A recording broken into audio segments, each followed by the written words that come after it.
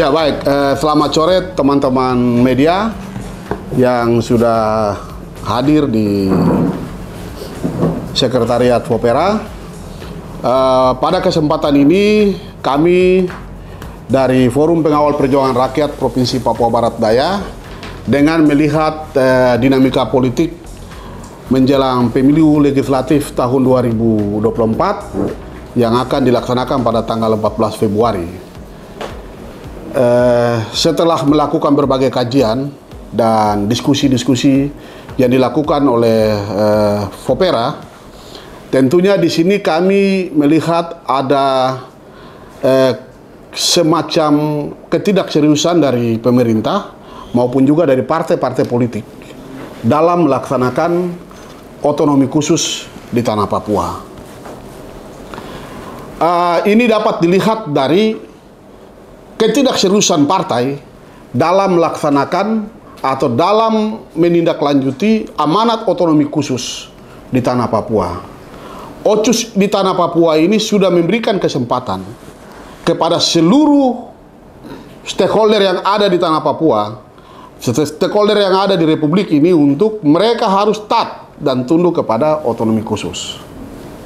Pasal 28 ayat 3 menyebutkan bahwa rekrutmen politik oleh partai politik itu harus memprioritaskan orang asli Papua.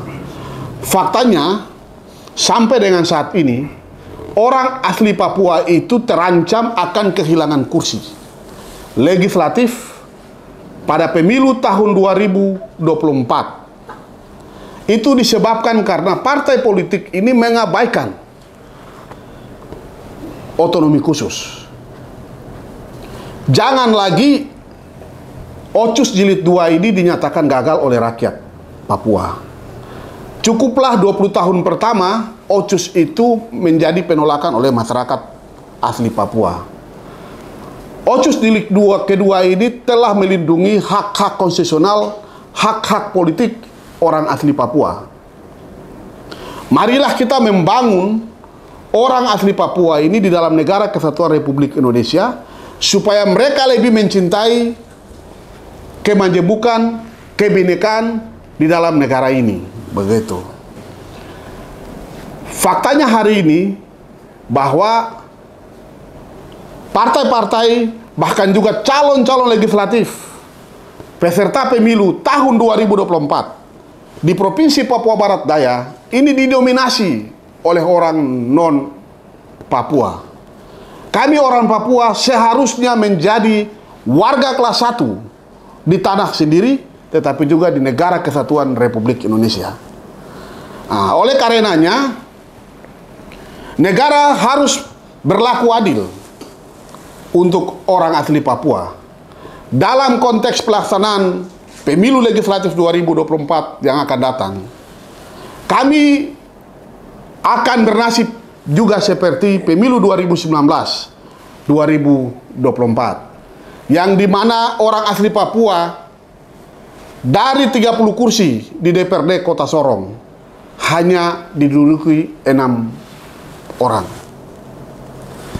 Di DPRD Kabupaten Sorong dari 25 kursi orang asli Papua hanya menduduki 7 kursi. 18 kursinya orang non Papua di Kabupaten Sorong. Ya, 24 kursi juga non Papua di Kota Sorong. Sama hal juga di Provinsi Papua Barat Daya yang akan datang. Kami yakin ya, orang asli Papua akan menjadi penonton di tanahnya sendiri. Provinsi ini hadir atas keinginan masyarakat yang diperjuangkan melalui pasal 76 Undang-Undang Otonomi Khusus. Pasal 76 itu menyebutkan bahwa pemekaran provinsi di tanah Papua itu harus memberikan ruang, memberikan kesempatan, memberikan dampak kepada orang asli Papua dalam aspek politik, aspek ekonomi, aspek pembangunan, dan aspek kesehatan, sosial dan budaya. Sehingga kami juga meminta hak kami sebagai warga negara Republik Indonesia. Ya. Kalau untuk calon presiden bisa mengalami perubahan, ya, dari umur 35 tahun menjadi umur 40 tahun. Dan dikeluarkanlah PKPU. Konstitusi negara ini bisa cepatnya berubah. Kami di Papua Barat Daya atau kami di tanah Papua juga meminta untuk pemerintah, KPU RI dan seluruh stakeholder di pusat untuk bisa, ya, memberikan atau menerbitkan PKPU khusus untuk pelaksanaan pemilu legislatif dan pemilu pilkada di tanah Papua, agar supaya hak-hak dasar, hak-hak politik orang asli Papua ini bisa terakomodir dan bisa orang Papua ini bisa menikmati atau bisa merasakan apa itu otonomi khusus yang ada di tanah Papua. Cukuplah sudah 20 tahun yang lalu orang Papua merasa bahwa OCUS itu tidak berhasil. Kita semua sama-sama bertanggung jawab untuk mengawal otonomi khusus jilid 2. Jadi sudah menjadi kewajiban orang Papua itu harus menjadi warga kelas 1 di negara Kesatuan Republik Indonesia. Ya, kami hari ini melihat bahwa pemilu legislatif yang akan datang, orang Papua terancam akan kehilangan kursi. Dan kami orang Papua sudah pasti, ya, akan tidak memperoleh kursi yang maksimal. Ya, kita lihat saja di kota Sorong, orang non Papua sudah hampir 60% lebih. Ya, begitu juga di Kabupaten Sorong. Padahal negara ini sudah memberikan otonomi khusus kepada kita. Pasal 28 itu sudah menjadi jaminan bagi orang asli Papua. Ya, sehingga kami dari Vopera meminta kepada KPU RI untuk segera mengeluarkan PKPU khusus untuk pelaksanaan pemilu legislatif dan pemilu pelaksanaan pilkada di tanah Papua, supaya memproteksi orang asli Papua. Kalau bisa, ya, PKPU khusus itu kemudian mengakomodir 60% anggota DPRD kabupaten dan provinsi di tanah Papua itu harus orang asli Papua. Dan juga anggota DPR RI itu juga harus mayoritas orang asli Papua. Kalau kita di tanah Papua, di Papua Barat Daya ini ada 3 kursi. Kalau bisa 2 kursi itu orang Papua. Begitu. DPD RI juga ada 4 kursi. Kalau bisa 3 kursi itu orang asli Papua dan 1 kursi non Papua. Supaya apa? Orang Papua ini merasa bahwa ada keberpihakan negara kepada mereka. Orang Papua merasakan bahwa negara ini benar-benar hadir untuk melindungi orang asli Papua. Begitu. Sudah bukan saat lagi ada orang yang mengaku bahwa dia mewakili Papua, tetapi harus orang asli Papua. Ya, ini juga menjadi perhatian untuk seluruh teman-teman, saudara-saudara kita yang ada di Nusantara, yang ada di seluruh Papua Barat Daya.